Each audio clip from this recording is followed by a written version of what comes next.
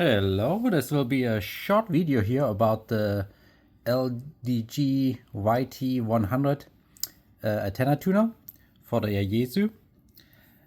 So I have that antenna tuner in the trunk of my car, and I have the radio head up on the front, and I was wondering about tuning that remotely. And the tuner has a 3.5mm jack right here.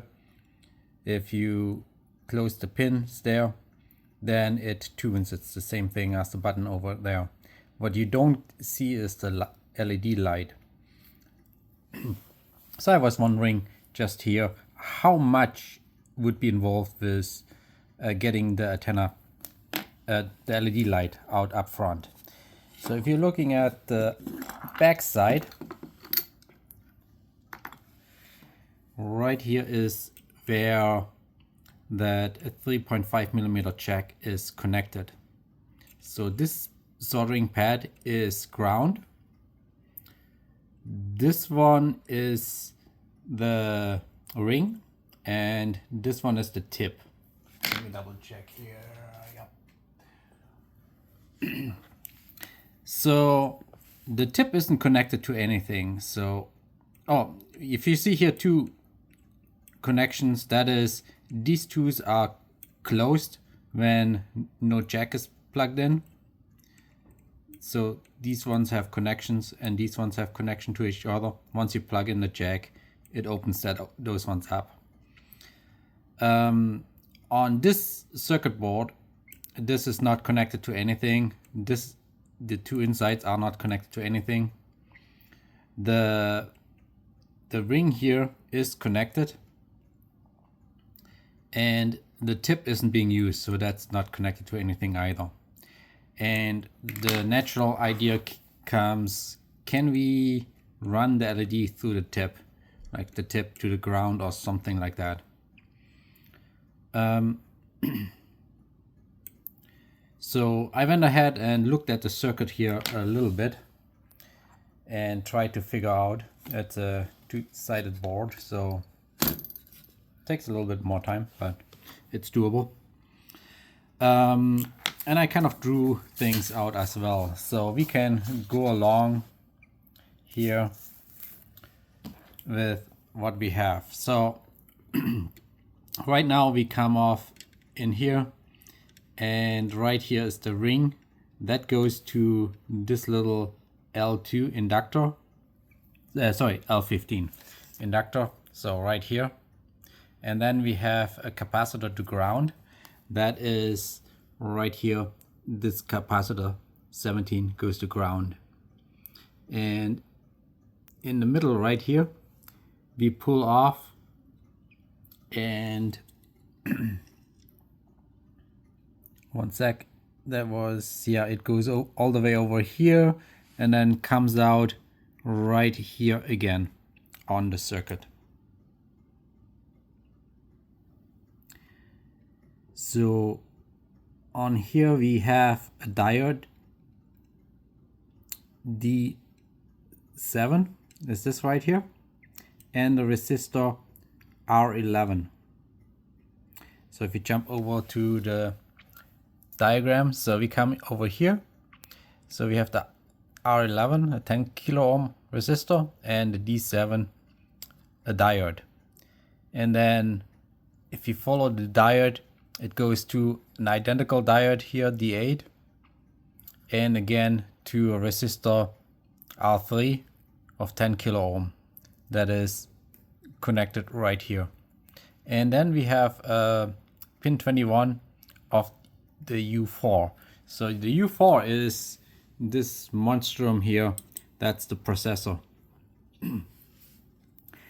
And I did look up a little bit what that chip is. So right here we have the U4, so that's a microcontroller, and we can go ahead and look at the pins out, what they are. Right here, that's the package that we have, but actually we can just go ahead and skip ahead. They have an interesting table here. We have right here this package, so we see pin 4, that's ours. So those are the different ways you can use the pin. So right here is the description. So it's an analog I/O or analog input, AD reference voltage or comparator voltage right there. So we have an input right here. Continuing on, there are two different ways. Right here is also pin 20 that goes to the same chip. And if we are looking up at pin 20, right here we have that. So pin 20 is the VDD. So that is our positive supply for the I/O pin. So here we get our voltage from, and keeping on tracing down here. So this on the board is we are ending up right here with what was it, L10 is right here, C40 is right there, and D3, where's D3, is somewhere in that region too there. So this kind of gets us into this area, and I think we have probably the voltage regulation or something in this area. I haven't quite dug into it fully, but since that's the supply, I assume that we get the supply voltage from here, and then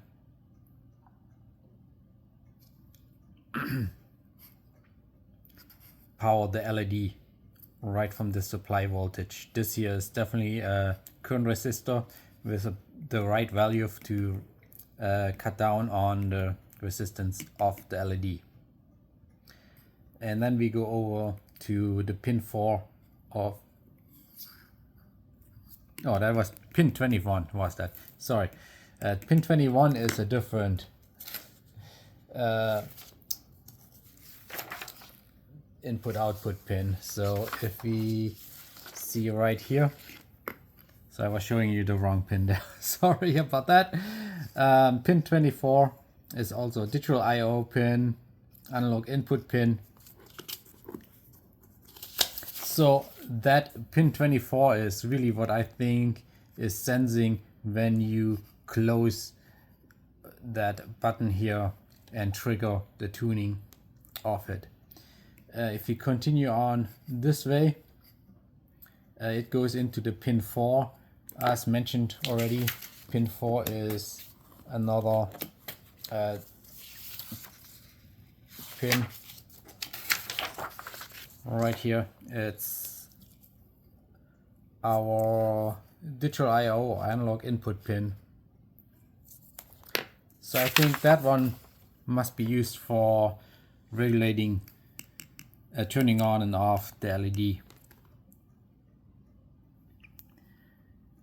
Personally, I don't have any experience with programming those microcontrollers, so I haven't dug further into those. But that's where I am researching on that circuit. From the LED, we can see that we can just grab this pin, the ring pin, and connect it to another LED, or grab this side, run it through an LED, and then run it to ground. That's gonna cause some havoc without better redesign of the circuit. So just hacking something together, the only reasonable way would be just to put another LED parallel to this one potentially.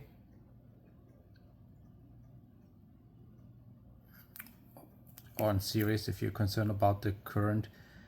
The problem is we need then two pins to go to the remote area. So we would definitely need to build a different jack or connectors in order to make that possible. So at this point, I'm just gonna leave it as it is and see if I'm happy enough just remotely tuning it.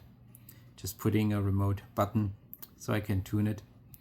Unfortunately, it's so far back and a little bit hidden. I probably don't hear the clicks either on that, but it might work. So I just kind of wanted to show you what I have thought about, how this layout here is, the circuit, and the problems that you would encounter should you go into exploring that on this antenna tuner. The interesting part is I haven't totally traced this switch out, and it's not just straight forward to be a parallel switch to our 3.5mm jack. So that's something that I found interesting. Anyway, that's all I've got so far. So I'm gonna reassemble this here and just go ahead and put in a remote switch without LED into my car.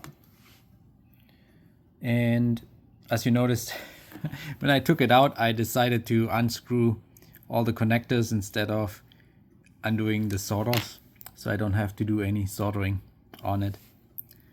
I think that's gonna be a little bit cleaner. On the back side, if you're interested, it's just the board. Nothing special. A lot of ground planes. Often they run some traces on the back and go back and forth. And obviously it has a fairly large ground plane as well. Most of the bigger ones are all just connectors to connect the ground planes on both sides together. And the lines are the thinner ones here. Thanks for watching. See you next time.